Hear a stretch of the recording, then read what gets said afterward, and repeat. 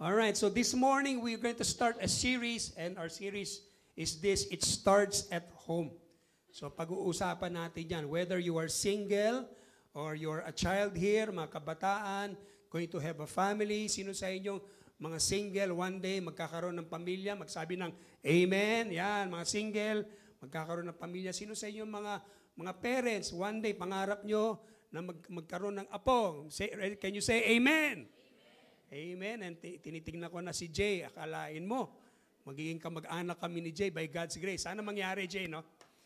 Sana mangyari. Kasi, bakit may mangyari ba? Hindi. Alam mo, lagi ko sila sabi, you can only know, pag siya na talaga yung tao na yan, makinig ka, Kari, ha? Malalaman mo kung siya na talaga, alam mo, on the day of the wedding pa lang. Okay? So, wag tayong mag-presume. Okay lang niyon, Pastor Oliver? Wag mag-presume. Lagi tayong umaasa sa Panginoon. May iba kasi umaasa sa sariling pananampalataya eh. Kanina kinikwento. Is Jasmine here? Yeah, Jasmine. Welcome back, Jasmine, by the way. Okay, she's back. Palakpakan na si Jasmine. Itong anak ko. We were talking a while ago kasi may mga single pa siya. So we were talking. And I'm praying that she will meet somebody one day. Amen. Kaya sabi ko sa kanya, lumipat ko muna sa ibang lugar. Kasi wala masyadong nakikita dito sa Rain Church eh. So, hanap, let's pray. Hindi naman, hanapan ka ni Lord.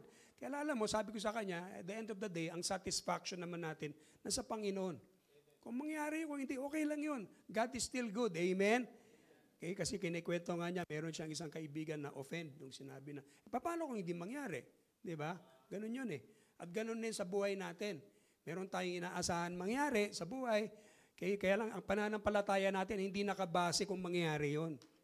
Amen? Ang pananampalataya natin, kung mangyari, then God is good. Can you say amen? Need to prosperity gospel na, okay, yayaman ka, magiging milyonary ka. Sana mangyari. Tingnan mo katabi mo.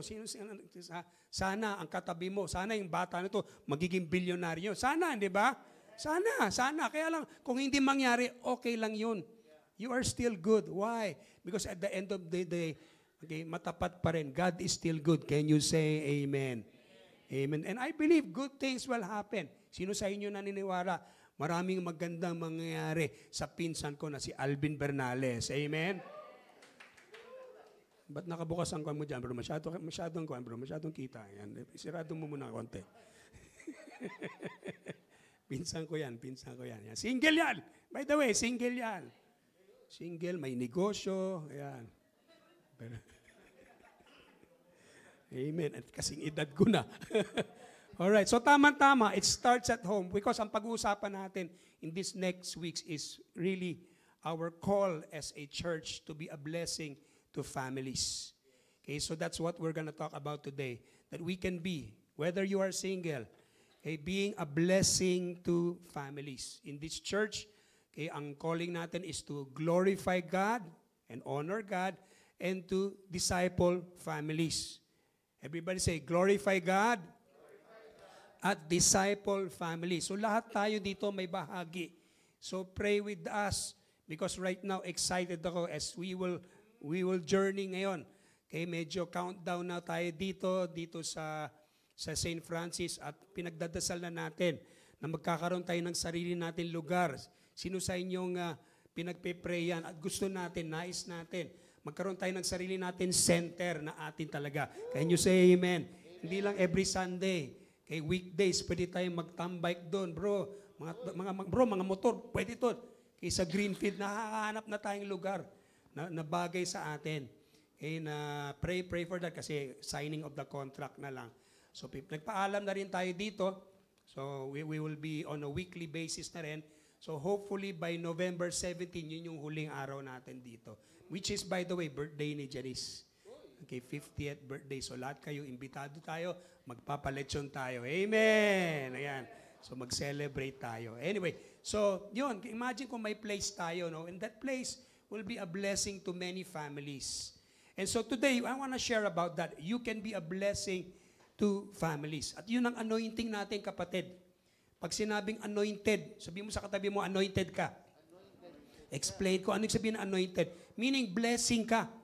May pagpapala ka. Hindi sabihin pera yan, blood, king. Hindi lang pera yan. May anointing ka. Ano sabihin ng anointing? Meaning, you are chosen by God, by divine authority, chosen for a sacred, high, special vocation and purpose. And ano yung purpose natin, ang pag-aaralan natin, ano yung anointing natin? Whether we like it or not, ito yung pamilya talaga. Magiging blessing tayo sa families. Just as in every nation, di tayo striving to reach out to the campus, which is, by the way, excited ako, no? Kung meron kayong oras sa hapon, maraming kabataan na dumadalo na doon. Last week, na-excite ako. May banda na sila na puro kabataan. Paano nangyari yan?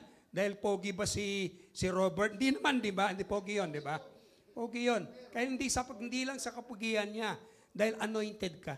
At ganoon din tayo, when you are chosen by God, you are anointed ka. And so, as we talk about that, the idea today is this, that through one man's obedience, families can be blessed.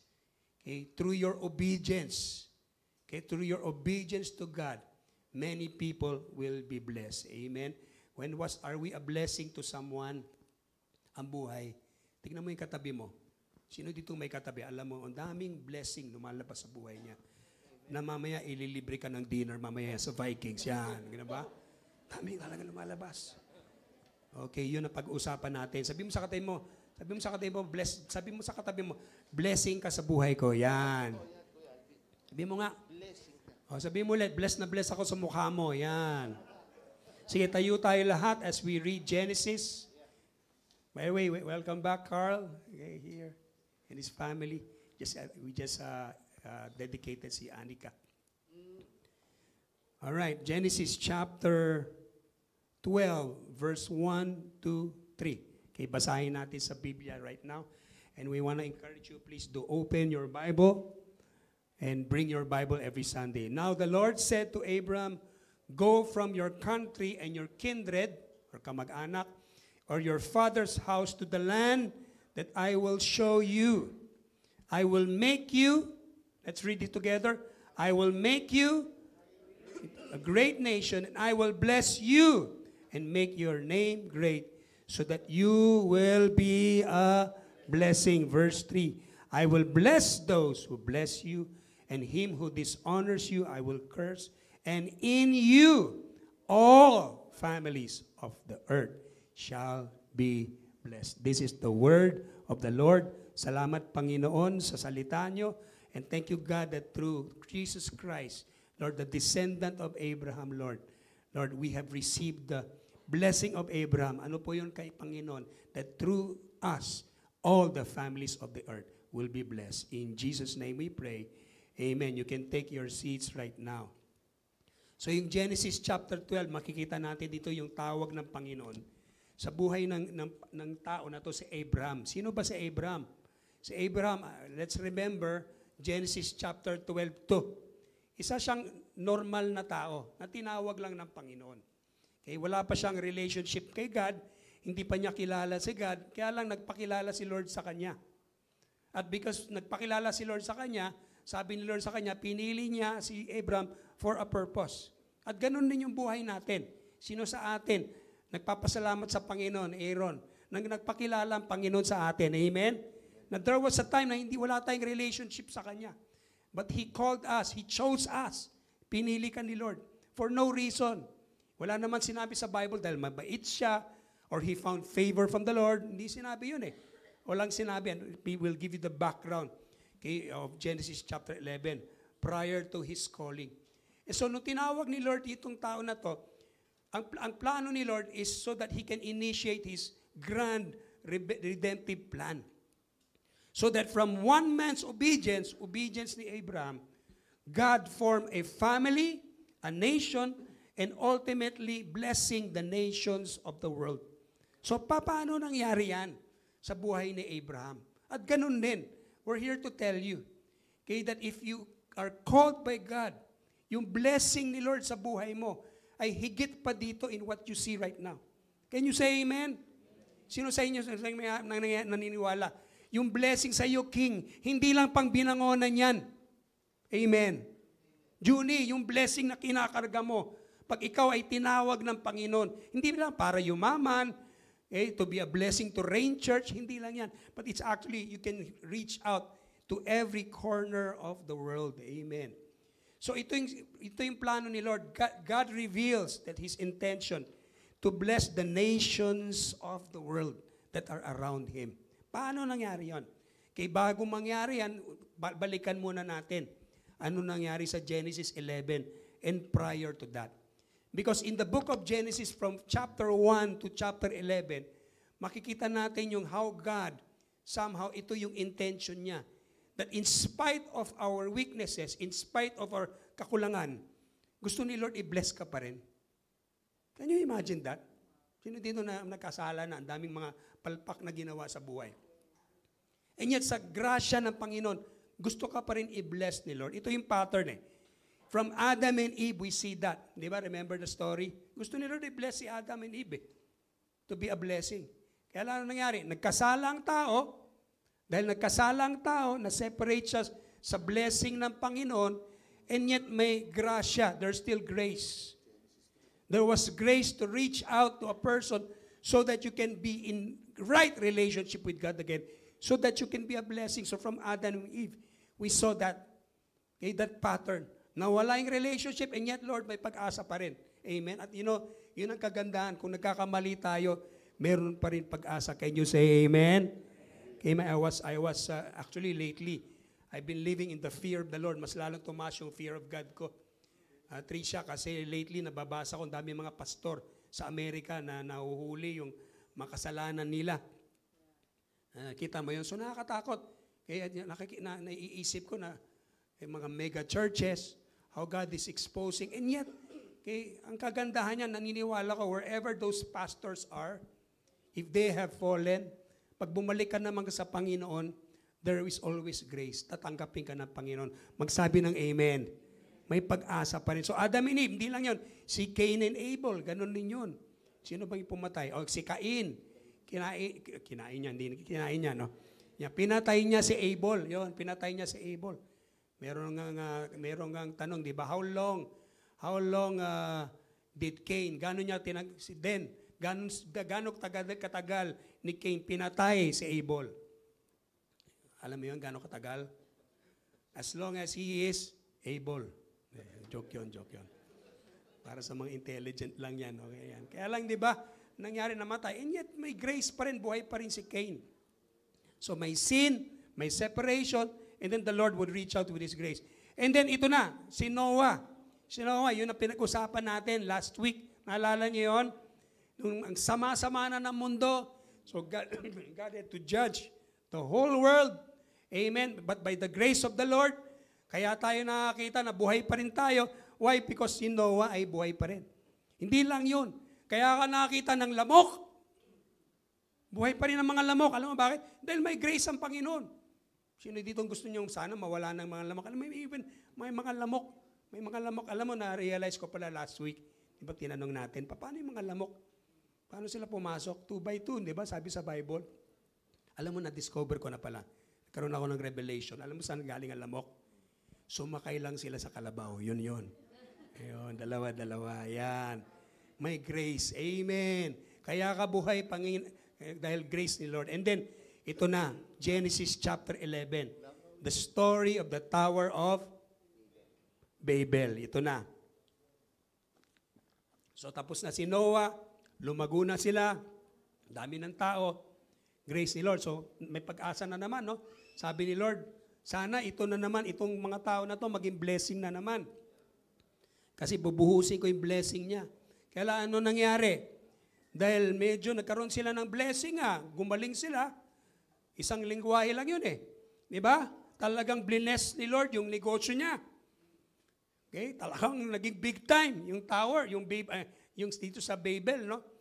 Na gumawa sila ng isang tower. Sabi nila, sa sobrang galing nila, talino nila, gumawa silang isang building that reaches up to heaven, sabi nila. Alam mo, dahil united tayo, kaya natin to. At alam mo, yun ang binabago natin lingwahe, by the way, no? Wag natin isipin na one day, sino sa'yo naniniwala, Rain Church is gonna grow. Amen. Okay, not mega church. Hindi natin gusto yun. Because we want to have more small churches. Who knows, one day we'll have a church in Isabela. Okay, pray for that. At kaibigan natin ang victory. Okay, tulungan lang yan. We're not in competition. But iba yung model lang ng Rain Church. How many of you appreciate this model? Amen? Amen? Small lang. And then we can have fellowship with each other. So imagine, one day, marami tayo niyan. Kaya alam mo, pag nag-grow tayo, one day magka-BGC tayo. Nagpe-pray rin ako, one day, magkaroon tayo ng church sa BGC. Puro mga sosyal. Iba yun, no? Ganda yun. Mga iba, sino dito may katabi? Pastor, ito bagay na bagay ito, pang BGC to. Yan. BGC, I don't know about you. Balik natin yun, no? I don't know about you. Let me tell you. Nawala na sa akin yun eh. Amen. Ito na, no? Sa yabang nila, ano nangyari? Yun. Nagkasala na naman sila. And God had to judge them. Ito na. Genesis chapter 11. It says here. So the Lord, ano nangyari? Because of that, kinalat ni Lord yung mga tao again, the judgment in verse 8. So the Lord dispersed, pwede natin bigyan ng microphone si Brother Alvin, babasahin natin sa Tagalog. So the Lord dispersed from there over all the face of the earth, and they left off building the city. Verse 9, therefore its name is called Babel, because the Lord confused the language of all the earth. And from there, basahin natin sabay-sabay, the Lord dispersed them over the face of the earth. Okay, basahin natin sa Tagalog. At ginawa ni Yahweh na ang mga tao ay magkawatak-watak sa buong daigdig. Cut. Medyo bigyan mo ng konting feelings yan. feelings. Yung parang talaga nagkawatak-watak. Ganon. Watak-watak talaga. Okay. Action. At ginawa ni Yahweh na ang mga tao ay magkawatak-watak sa buong daigdig. Kaya natigil ang pagtatayo ng lungsod. Babel ang itinawag nila sa lungsod na iyon, sapagkat dooy ginulo ni Yahweh ang wika ng mga tao. Ito na. At mula roon, nagkawatak-watak ang mga tao sa buong daigdig dahil sa ginawa ni Yahweh. Uy, galing yan. Ganyan magbasa. By the way, trabaho niyan. Nagdadab yan. No? Kung hindi nyo kilala, naalala mo si Fernando Jose? Naalala niyo yan? Sa Marimar ba yun? Boses ngayon. Oh. Next time na tayo mag-sample. Okay. So, yun ang nangyari. Ano nangyari? Nagkawatak-watak. So, nagkaroon ng ibang lengguwahe. Thus, we see now families, people, being scattered all over the nations of the world. Kaya lang, what was the pattern? Di ba yung pattern? Nagkakasala. Di ba? God wants to bless them, and yet ano sabi ni Lord? God wants to reach out to them pa rin. Di ba ang bait ni Lord? Minsan nagkakasala tayo, God reaches out to you pa rin. May pag-asa pa rin. Can you say amen? That's why never come to the point na sasabihin mo, Lord, wala na, malayo na ako sa iyo. Some of you are here right now, you feel that way. Pakiramdam nyo na, malayo na ako sa presensya ng Panginoon. You know, God is reaching out to you right now, even right now. So tanong, saan ni-reach out ni Lord? Ito, sino yung nagkawatak-watak sila eh. So nagkaroon ng ibang lengguwahe, ano yun? Nagkaroon ng Pilipino, Chinese. That's why we have different languages. Dito natin mahanap, ito na, pakibasa. Saan yung grace ni Lord? Binasa natin Genesis 11, Genesis 12, the next chapter. Ito na, ano nangyari? At sa iyo'y magpapala ay aking pagpapalain. At sa iyo'y sinumpa ay aking susumpain. Sa pamamagitan mo, ayan. Lahat ng bansa sa buong daigdig ay aking pagpapalain. Hallelujah. Bigyan natin nagpalapak ang Panginoon. Grabe, no? Parang nag-goosebumps ako doon, bro. Sa totoo lang. Genesis 11, di ba? Nagkasala sila. Siguro kung ikaw yung part ng mga pamilya, no? Lord, malayo na kami. Wala na. Kaya alam mo, sabi ni Lord, may plano pala si Lord. Even though you feel you're far away, may plano pala si Lord, i-bless ka. Di ba? Yun ang sinabi niya eh. Paano yan? Sa pamamagitan ni Abraham. Ito na yun. That's why verse 3 is the key verse. Where he says that, I will bless those who bless you. Whoever dishonors you, I will curse. And so that in you, all the families of the earth shall be blessed. Question, ano ngayon yung part ko? Si Abraham yun eh. At kung tignan natin talaga throughout years, the history of Abraham, how the Jewish nation, yung Israel, doon nagkaroon. Kaya minsan napapaisip ako, praise God for them. Salamat rin ako, kaya lang di ba nagkakaproblema ngayon doon? Di ba? Magiging blessing ba talaga yan? Or ano? Kaya lang in the end, may plano pala si Lord eh. Naniniwala ako eh. Think about it. Honestly, yung kalaban nila, mas marami na born again doon eh. Think about that. Wala akong sasabihin ha, baka mayari ako dito. Okay, safe naman yun, Patricia. Safe naman. Di ba? Isipin natin, yung kalaban niya, mas marami nga. Kaya lang sa totoo lang, let's pray. Because ang goal ni Lord is, hindi tayo kakampi sa isa. God wants to bless all nations. Can you say amen? Kasamang Iran, yan, sinabi ko na. Kasama yan. God wants to bless all. God wants to bless Israel. God wants to bless. So let's continue to pray for that. So ang tanong, ano na ngayon ang part ko kay Abraham? The good news here is this. Through Jesus Christ now, that blessing, that calling, that anointing of Abraham is now living inside of you. Tignan mo katabi mo, sabi mo sa katabi mo, ikaw, nasa iyo ngayon. Alvin, nasa iyo ngayon yung blessing yan. Saan natin mababasa? Sa Galatians chapter 3, verse 13 to 14. Let's read it together. Christ redeemed us from the curse of the law by becoming a curse for us. For it is written, curse is everyone who is hung on the tree, on the cross. Yun yung nangyari. So that in Jesus Christ, read it together, the blessing of Abraham might come to the Gentiles, to you, so that we might receive the promised Spirit through faith. Hallelujah. Through Jesus Christ. That same blessing, if you think na yung bakit mga Hudyo, sila yung pinakamayaman, sila yung mga matalino, alam mo sa totoo lang, dahil kay Kristo King, yung same blessing na nasa Hudyo noon, kay Abraham, ngayon, nasa loob mo ngayon. Is living inside of you. Ano yung mga blessing na yun? Blessing of descendants. Blessing of land. Amen? And again, I'm not telling here na everybody magkaroon ng lupa, but there is more to that. It's a blessing of blessing and protection. Sino sa inyo? Nararanasan nyo na yon. Na God is blessing us. Sa totoo lang, tingnan mo yung katabi mo. Dapat patay na yan nung pandemic. Kaya lang sabi mo sa katabi mo, salamat sa Panginoon, buhay ka pa rin kapatid. Amen. Amen. Some of you right now, there's somebody here sick. I believe God can still heal you. There is a blessing of healing. Can you say amen? Naniniwala tayo doon. Hindi lang yon, a blessing to nations. But in Christian theology, yung blessing ni Abraham, which I want to focus is this. Higit doon kasi para sa Israel yun eh. Kaya ano yung blessing na na-receive ko through Abraham? It is this. It is spiritual adoption as children. Now, it is available in Christ Jesus. That means, dahil kay Kristo, this same blessing is living inside of us. So, katulad na si Abraham, na God called him to be a blessing to all families. Alam mo ngayon, dahil sa'yo, may Jesus ka sa buhay mo. Alam mo, may anointing ka to be a blessing through families. Paano yan? Number one, you are blessed to be a blessing. Verse 2, I will make you into a great nation and I will bless you and make your name great. Pwede natin i-confess yan sa isa-isa. Kung may anak ka, i-declare mo na rin.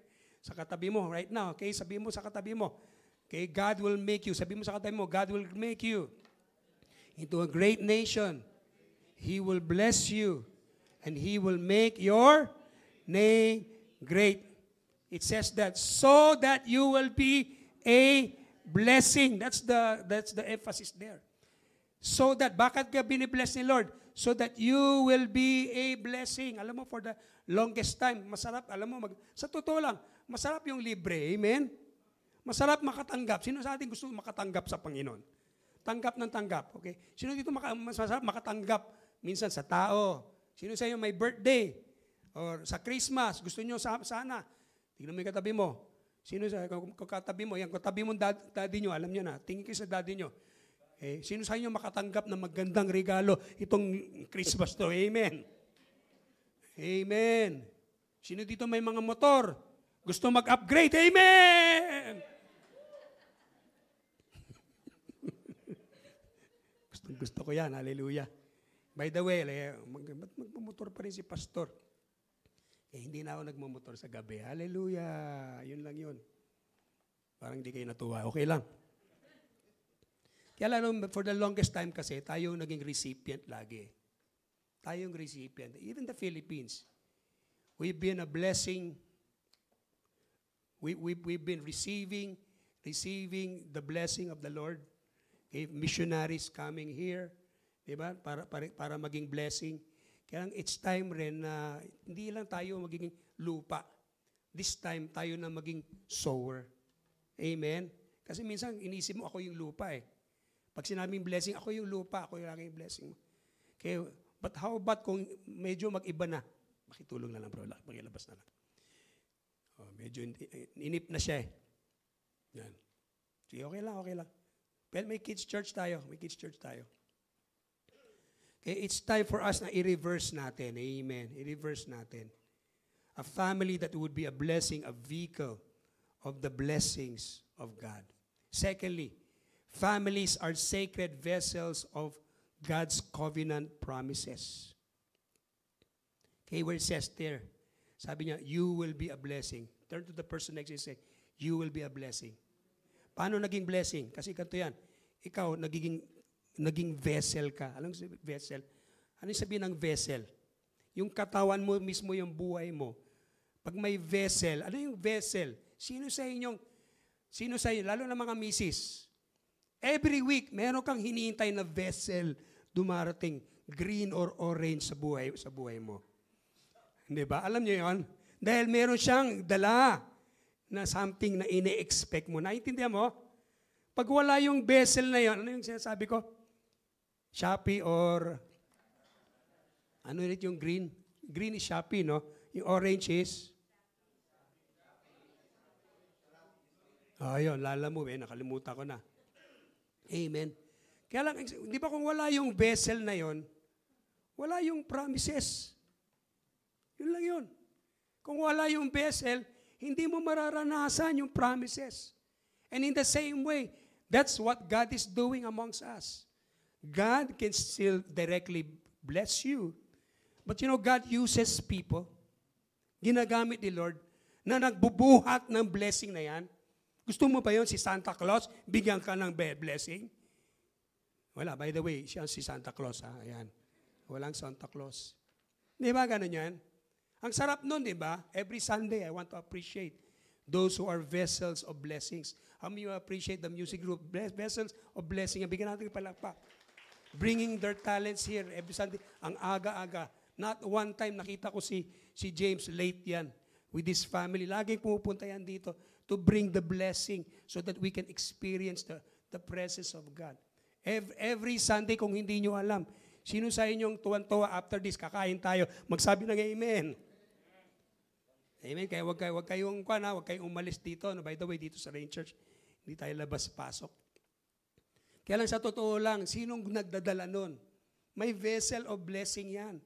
Every morning ng Sunday, 4 a.m. Joy, anong oras yon? Nag-umpisa, 4 a.m. or 3. Gising na yan si Joy. Kita ko yan kasi gising na rin ako. Kita ko gising na rin yan si Joy.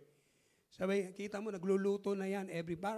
Para every Sunday yan si Jess, tatawag na yan. Mga ushers, dala-dala na nila yan. Vessel.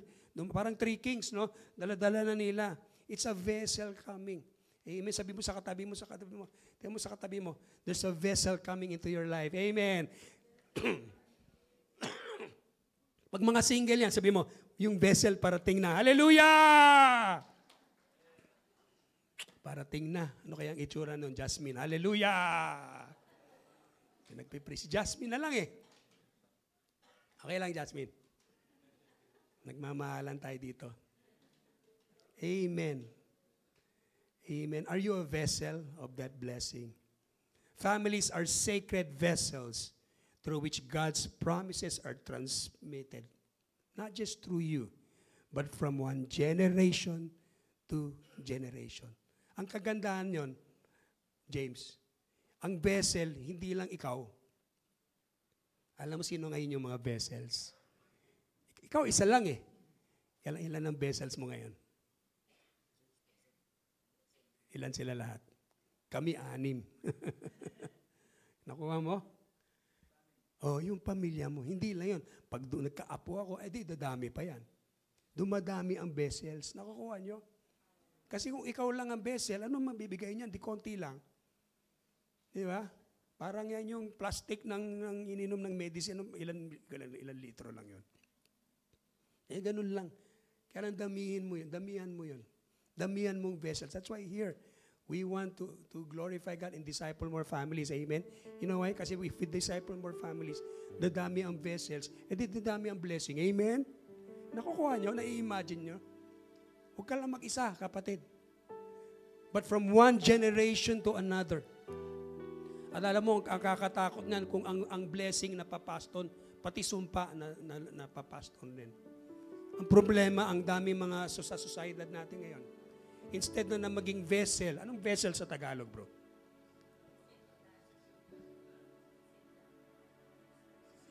Sisidlan. Wow. Ano bang mas malalagyan? Yan, mas maganda. O sisidlan. Medyo mas maganda rin yun. Ng vessel, alam mo ang problema, nagiging sisidlan ng masama. Na ipapasa. What are you passing to the next generation? What are we passing to our families? Diba? Pray for Israel. What is He passing on?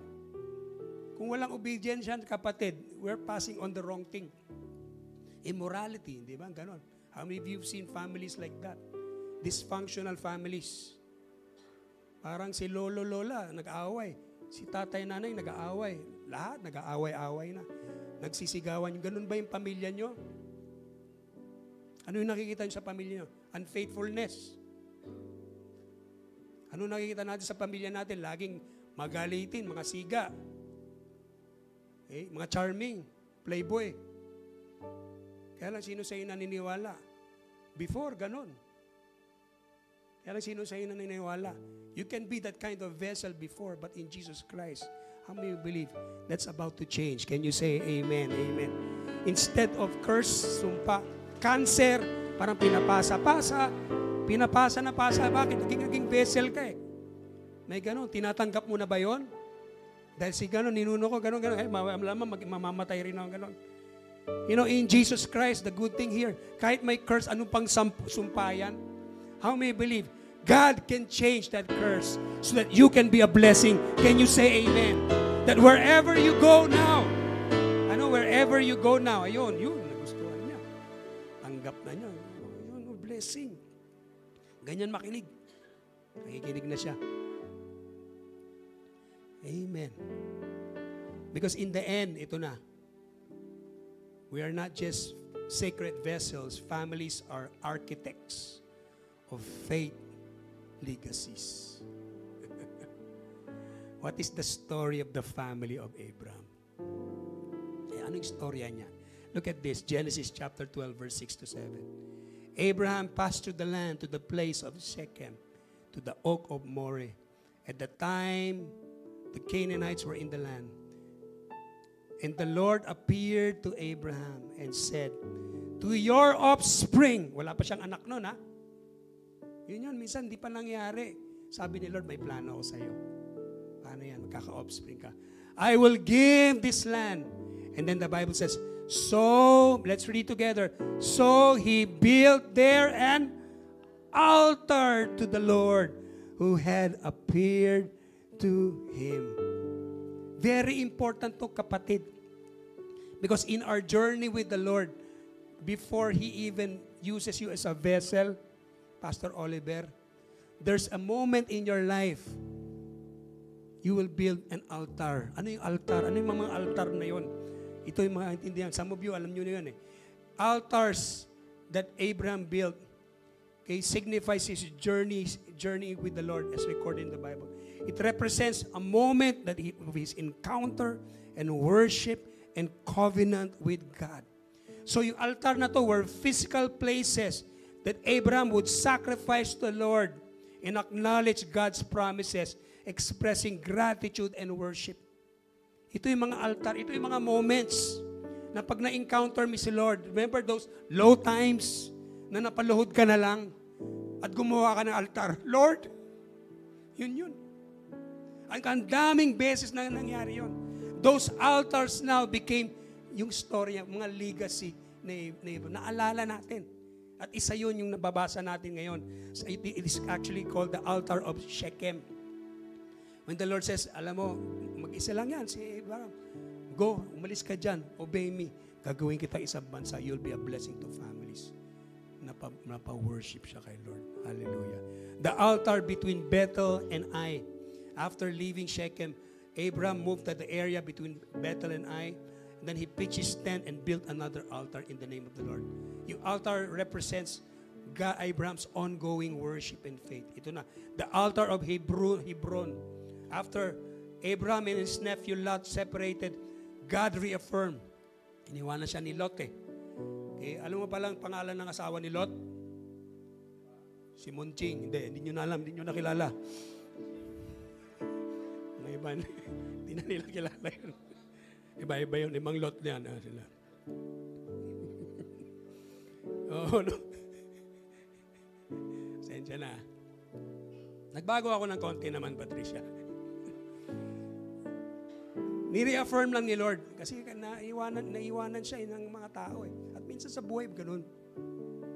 Iiwanan ka rin talaga ng mga certain people in life.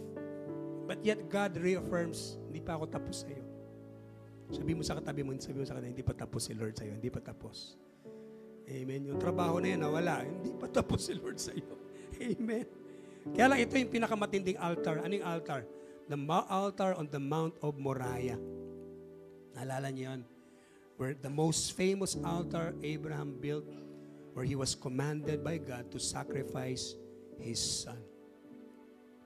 And that altar represented na one day that God, hindi naman natuloy yun, hindi naman niya pinatay anak niya, that God himself would send his son as a sacrifice.